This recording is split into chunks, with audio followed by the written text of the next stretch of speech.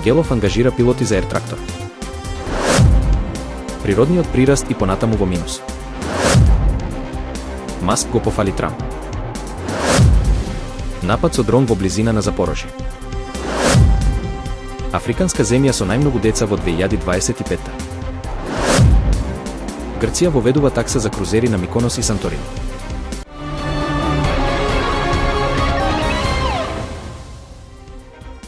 Стојанче Ангелов, ВД директор на Дирекцијата за заштита и спасување, потпиша договор за ангажирање на двајцата пензионирани пилоти Стоје Арсовски и Васко Михалчев за управување со противпожарните авиони Ертрактор.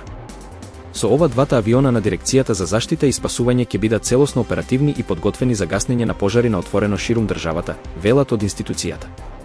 Од Дирекцијата за заштита и спасување информираат дека вториот авион, кој моментално е на редовен сервис во Австрија, наскоро ќе биде вратен и подготвен за употреба. Со ваквиот потек се засилува капацитетот за брзо реагирање на пожари, особено во пресред на летната сезона кога ризикот од пожари е најголем. Природниот прираст на населението минатата година повторно бил негативен и во градските и во селските подрачја. Од вкупно 4140 лица за колку што е намалено населението, 3/4 се во градските средини, а 1/4 во селата.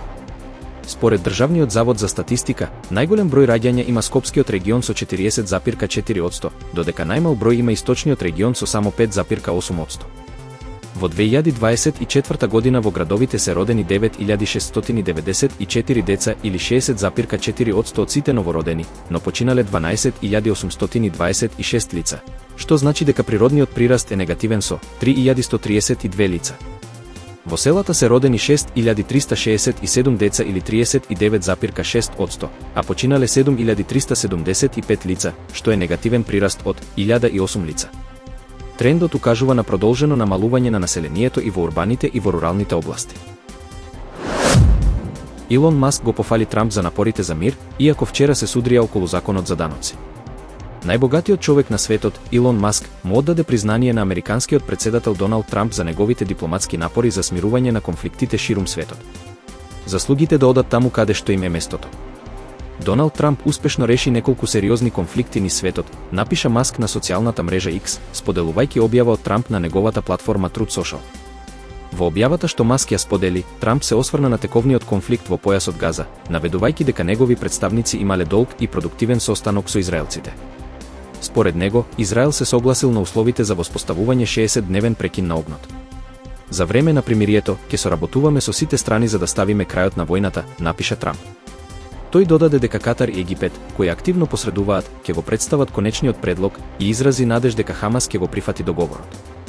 Во спротивно, нема да стане подобро, ќе биде само полошо, предупреди Трамп.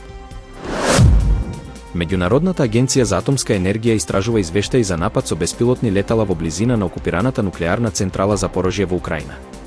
Според операторот, оштетени се возила, а нападот се случил околу 600 метри од најблискиот реактор.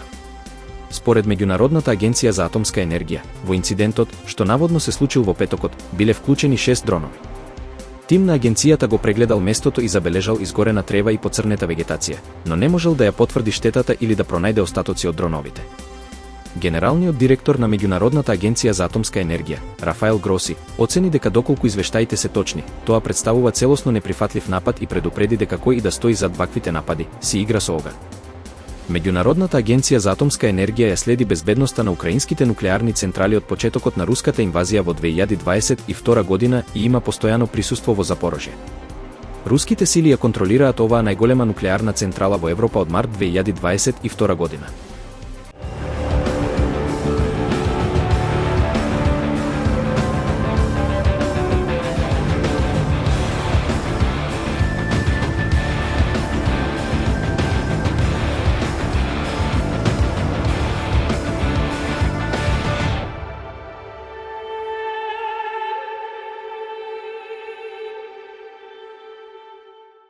Вистина е дека Централноафриканската република има најголем удел на деца во популацијата, со 56,2%.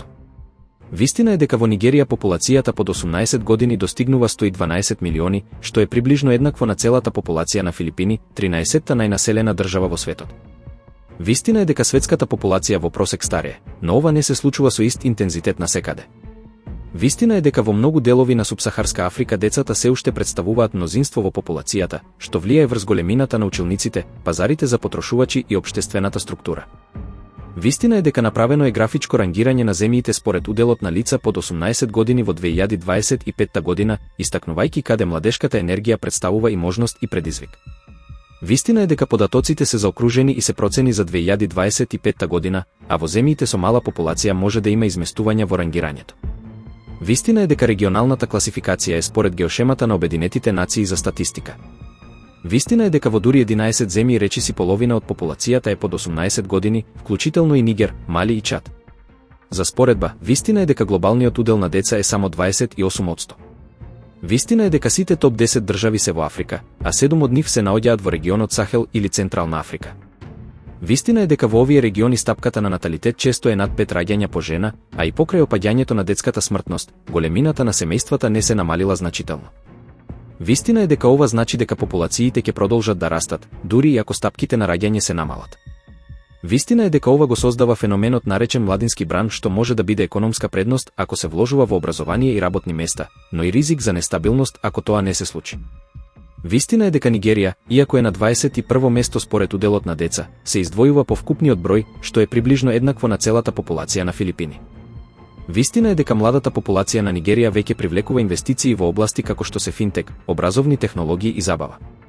Но, вистина е дека вакви бројки вршат притисок врз енергетскиот систем, образованието и пазарот на труд, што ја истакнува потребата од континуирани реформи во инфраструктурата и образованието. Вистина е дека маргинализираната младина може да доведе до социјални немири и често е цел на радикални и терористички групи. Вистина е дека разбирањето на глобалната распределба на младата популација е клучно за планирање училишта, дигитална инфраструктура, здравствени услуги, но и за социјална кохезија и одржлив развој. Од 1 јули Грција воведува нова такса за патниците на крстосувачки бродови кои пристигнуваат на Миконос и Санторини, најпопуларните острови во Егејското море. Таксата, која изнесува 20 евра по патник во шпицот на сезоната, е дел од мерките за справување со масовниот туризам и заштита на локалната инфраструктура и животна средина. Според властите, приходите од новиот данок ќе бидат искористени за одржување на клучната инфраструктура и намалување на притисокот што го носат огромниот број посетители.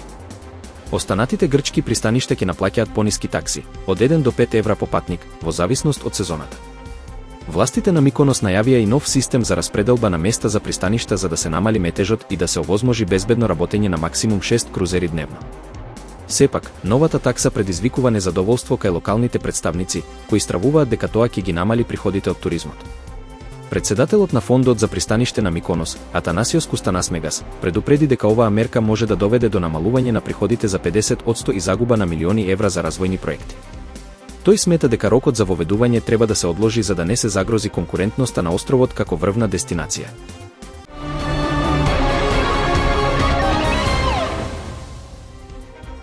Ангелов ангажира пилоти за Ертрактор. Природниот прираст и понатаму во минус. Маск го пофали Трамп. Напад со дрон во близина на Запорожје. Африканска земја со најмногу деца во 2025. Грција воведува такса за крузери на Миконос и Санторини.